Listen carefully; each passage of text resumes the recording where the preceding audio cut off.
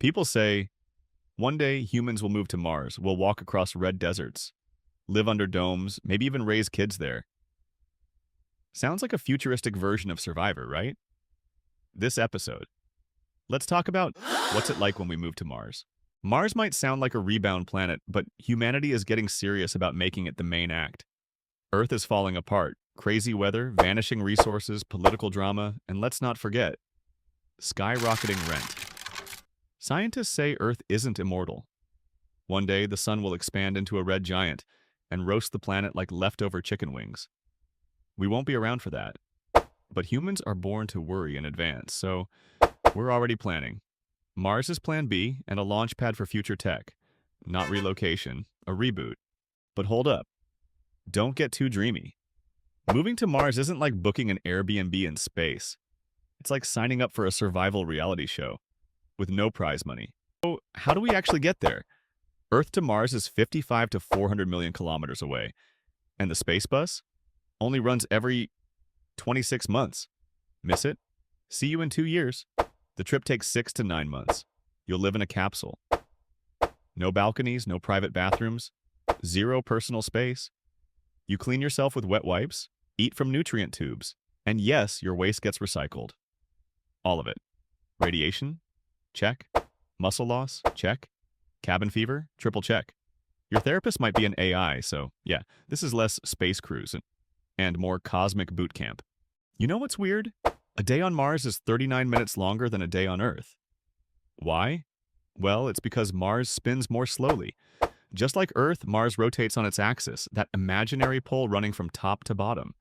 But it takes Mars 24 hours and 39 minutes to complete one full rotation, compared to Earth's neat 24 hours.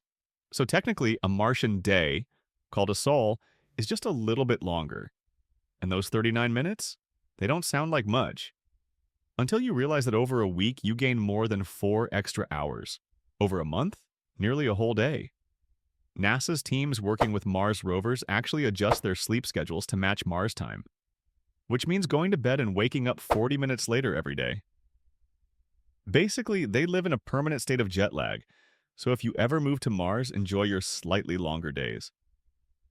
Just don't forget, your calendar will start drifting fast. Now let's talk about gravity. Mars only has 38% of Earth's gravity, which means if you weigh 200 kilograms on Earth, you'll weigh just 76 kilograms on Mars. Awesome, right? Feel lighter, jump higher. Finally dunk a basketball. Hold on. Gravity may be lower, but your mass and momentum stay the same. Inertia, your resistance to movement, doesn't care what planet you're on. So, when you try to turn quickly, you're still moving like a 200-kilo fridge on roller skates. You feel floaty, but every motion is exaggerated. Step wrong and you'll tumble like someone who tried VR while drunk. Even your heart gets confused. It doesn't have to pump as hard to circulate blood, so over time, your cardiovascular system just gets lazy. Same with muscles and bones. They start thinking they're retired. That's why astronauts exercise 2 hours a day just to maintain their health. And that's in space.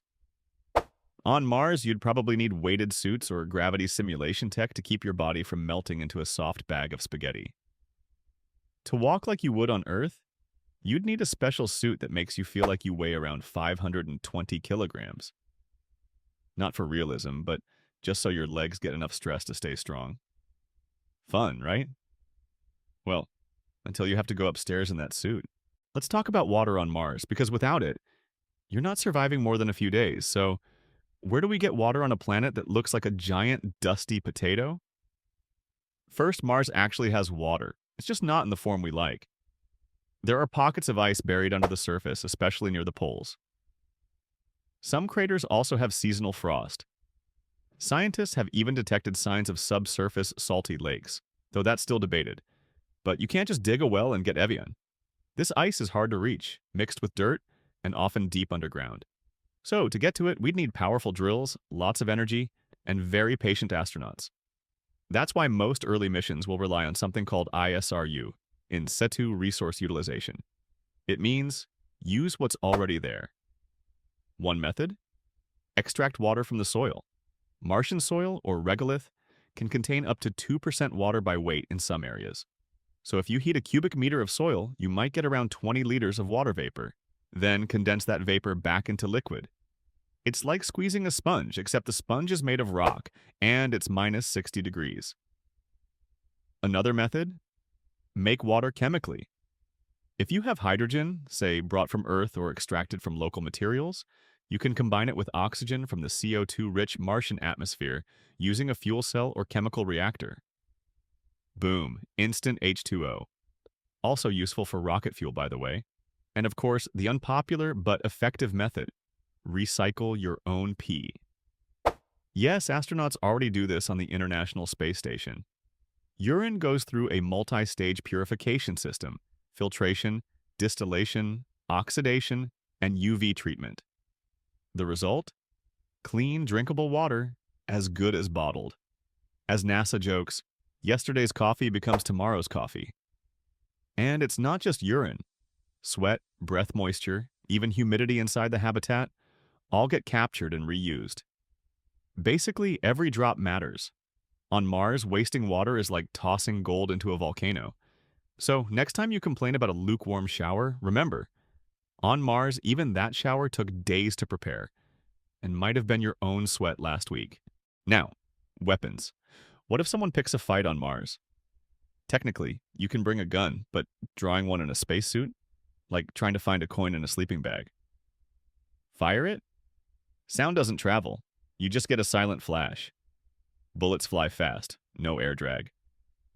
But hitting something through a thick suit? Good luck. Nukes? Yes, they still detonate. Fission doesn't need air, but no shockwave, no mushroom cloud, just a silent shrug. Drop one near a base? That's not war, that's group logout.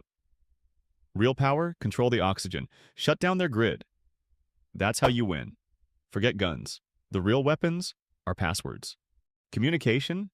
Light takes 3 to 22 minutes to reach Earth. You text, "I'm fine." 40 minutes later, Earth replies, "Good to hear." Too late, you've stubbed your toe and cursed the stars. Let's not paint it all bleak. Maybe Mars will be full of Elon Musk's robots, chefs, nurses, fitness bots, even emotional support androids. Sick? Robo-doctor? Lonely? Robo-hug? Tired? Robo-coffee, with sass. Your fridge might scan your mood and recommend comfort lasagna. Still, you'll miss Earth, the guy coughing on the subway. Weird 7-Eleven drinks, that one perfect espresso. So let me ask you, if a ticket to Mars cost $200, would you go? If robots did everything, but you could never return, would you stay? Let me know in the comments. Maybe the real mission isn't surviving Mars, it's surviving yourself.